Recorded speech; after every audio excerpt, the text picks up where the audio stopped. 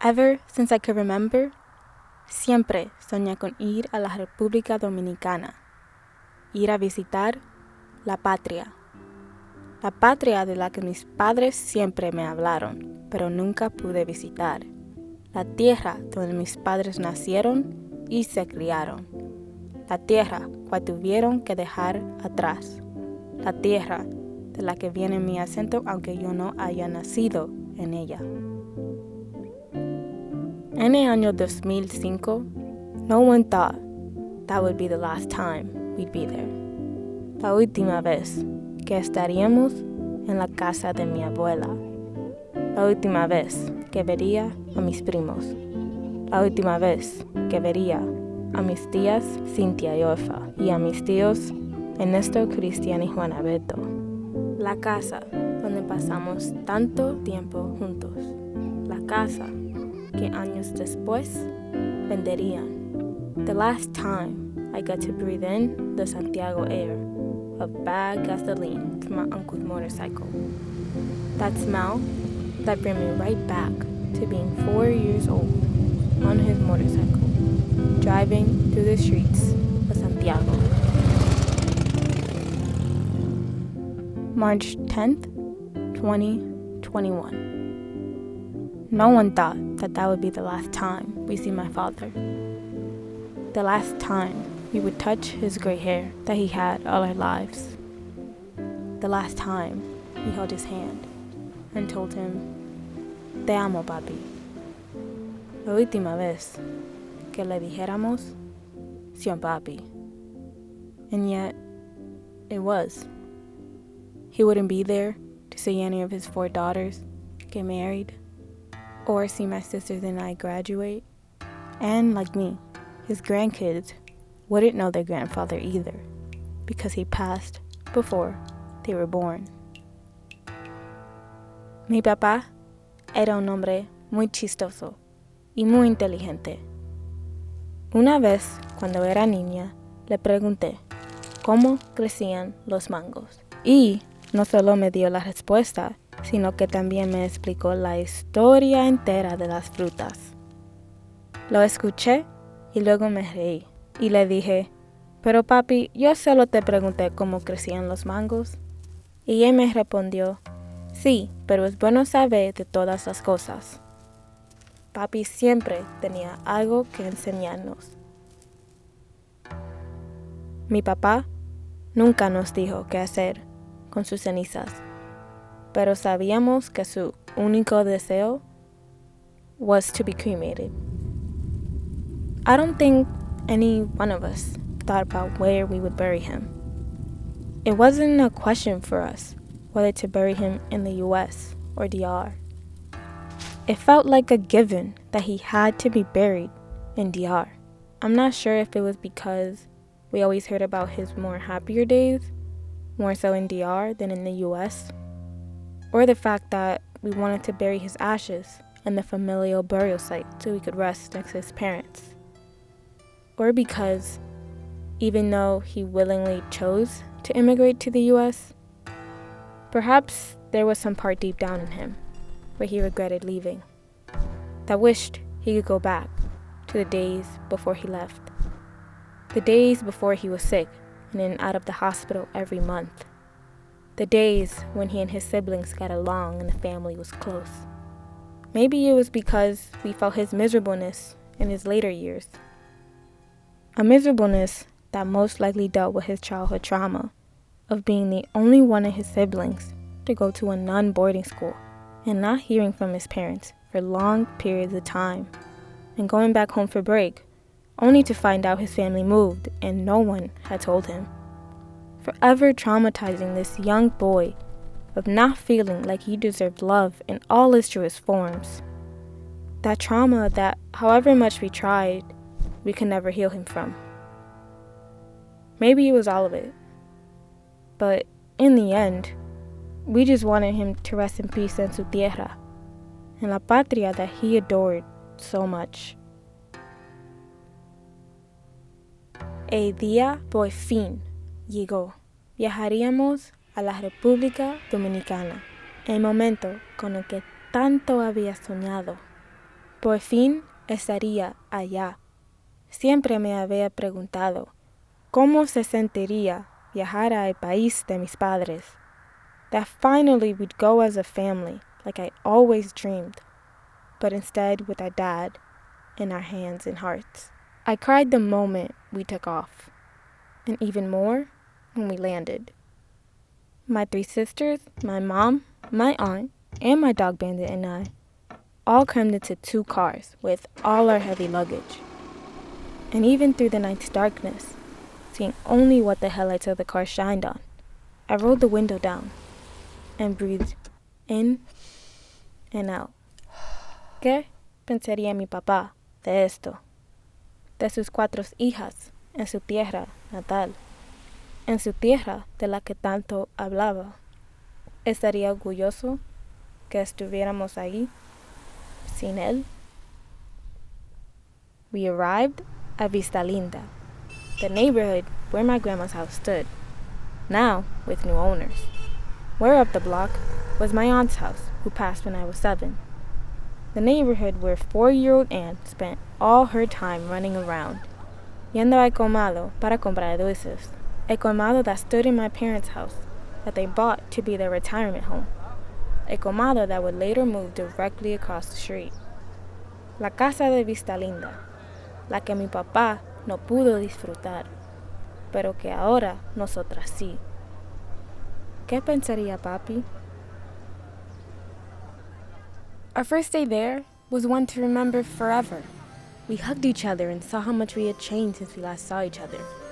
We piled my mom, my 2 aunts, my cousin and his wife and 2 kids, my 3 other cousins, my 3 sisters, and me, all into one minivan, and drove from Vista Linda to Don Pedro, to my Tia Orfa's house for the biggest family reunion that Santana's had ever experienced in over 10 years. Y por fin vi a mi abuela, la única que me queda, y que está tan viejita que necesita de alguien que la pueda cuidar. Growing up, I had seen my grandma when she visited us in the States when I was in 5th grade, and then again for the last time when I was in high school. Mi abuela estaba sorprendida de ver a sus nietas ya grandes. Teníamos 5 años sin vernos, y ahora estábamos frente a ella, en Santiago. Yo tampoco lo podía creer, todavía no lo creo. Aquí estaba el pilar central de nuestra familia, el origen, la que hizo todo esto posible, la que conoció a mi papá en su juventud, cuando estaba sano y feliz. Mi papá, el hombre de que mi mamá se enamoró, un hombre al que mi abuela quería mucho, como si fuera su hijo. Mi abuela ni sabía que papi estaba enfermo, muy enfermo. Nadie quiso decirle para no preocuparla. Y el mismo día que él murió, ella se soñó con él. Se le apareció en sus sueños y sin decirle nada, la abrazó.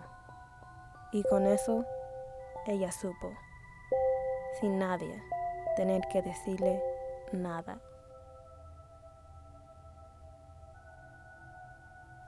I looked around at my family members sitting amongst me y pensé en papi. ¿Qué pensaría él de esto? Todos mis tíos y tías conocieron a mi papá, pero conocieron una versión diferente de él. Ellos conocían al papo divertido, el que salía a disfrutar con la familia, el papo de antes de mudarse a los Estados Unidos. Quería preguntarle sobre mi papá. Quería oír cuentos de él. Quería saber cómo era mi papá desde sus ojos.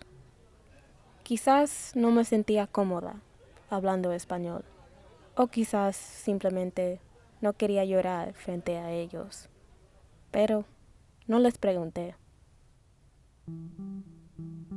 Llegó el 8 de abril de 2021. Mi hermana gemela Lauri y yo cumplíamos 21 años. Fue inolvidable. No solo porque cumplíamos 21 años, sino porque era el primer cumpleaños sin papi. No estaría ahí, dándonos un abrazo y deseándonos bendiciones. No nos diría, es tu pelo, manita, cuando nos veía peinadas y arregladas. Fue un día complejo, dulce y amargo a la vez. Dulce y amargo porque, aunque estuviéramos ahí, celebrando con toda la familia, mi papá no estaba ahí para celebrar con nosotras. Durante todo el día, traté de no pensar en eso. But when my sisters played Cher's song Believe, my dad's all-time favorite singer and one of my dad's favorite songs, I couldn't stop the tears from rolling down my face. And so my sisters and I sang and danced along to Cher while laughing and crying. As we walked around Santiago, I thought to myself, these are the same streets where my parents once walked. This is the florist my mom used for their wedding. Mi papá vivía en esta casa. Él venía a este parque. Él estuvo aquí. Llegamos a Santiago el 2 de abril, pero no llevamos sus cenizas al cementerio hasta el 30 de abril. Exactamente 4 semanas después de que llegamos. No porque no queríamos a nuestro papá o no le tuviéramos respeto a sus cenizas, sino porque no podíamos lidiar otra vez con la pérdida. No estábamos preparados. Abrir la urna con las cenizas de papi fue como abrirme otra vez al dolor. Un torrente de emociones y tristezas. No estábamos listas para decir adiós a lo único que quedaba del cuerpo de papá.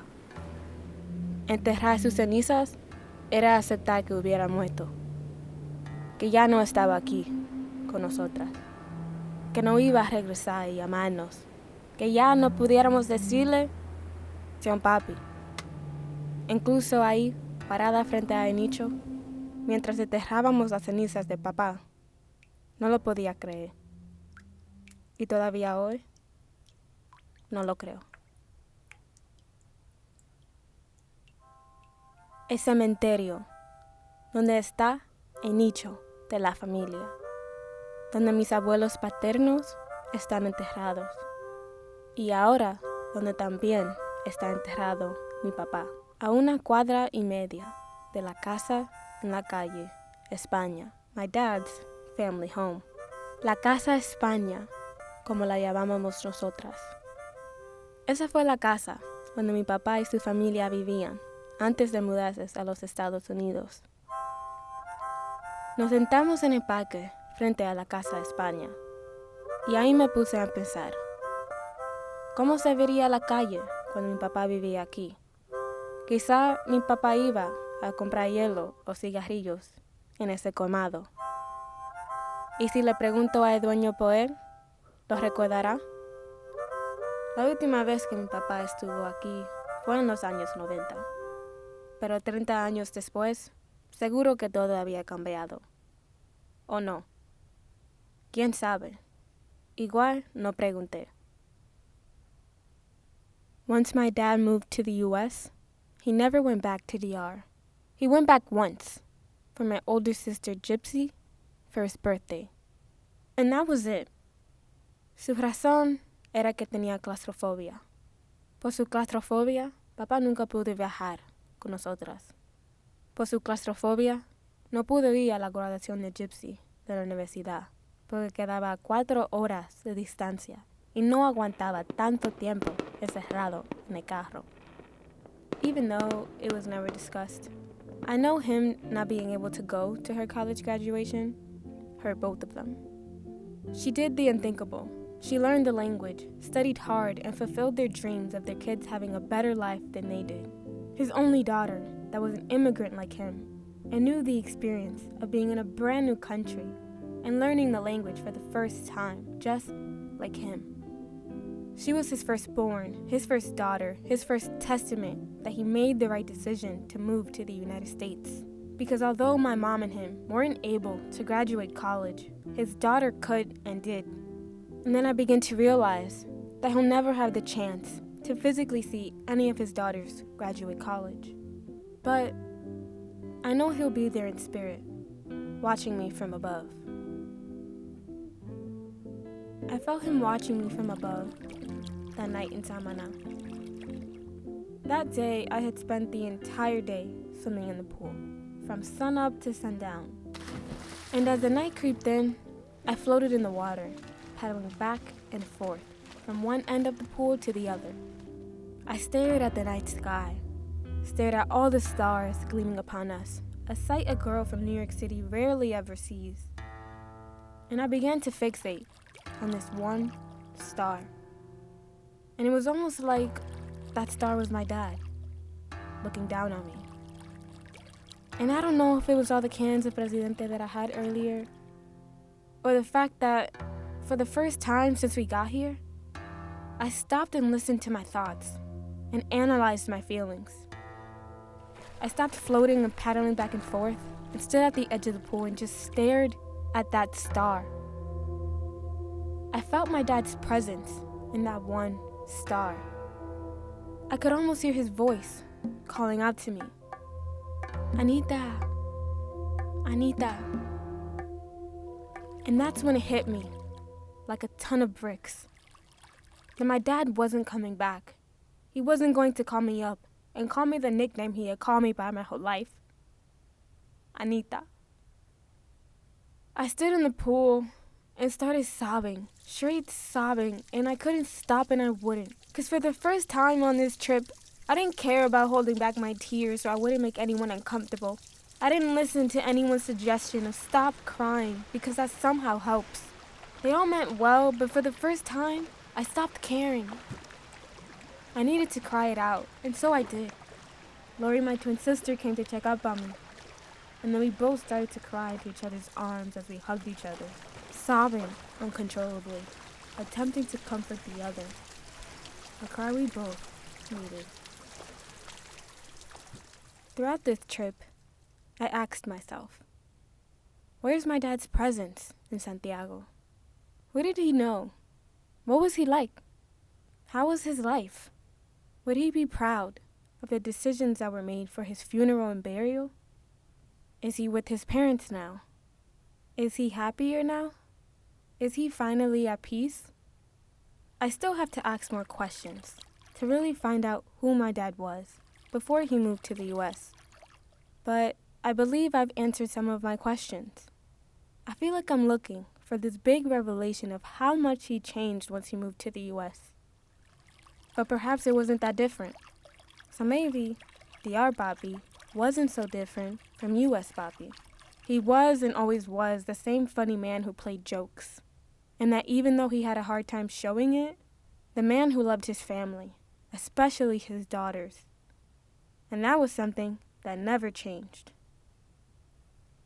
Love you para siempre. Sion Papi. Dios te bendiga, Anita. ¿Estás recogiendo trick or treat? Eso suena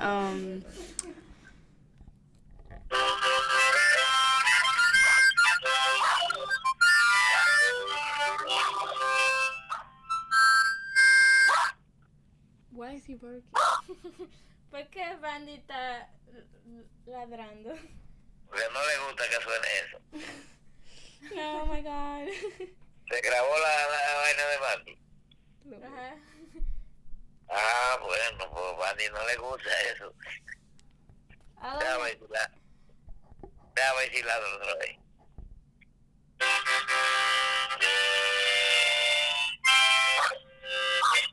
Ay, no le gusta. Bandy. Yo, es muy alto. Sí. O sea, porque los perros, ellos oyen más que los Sí.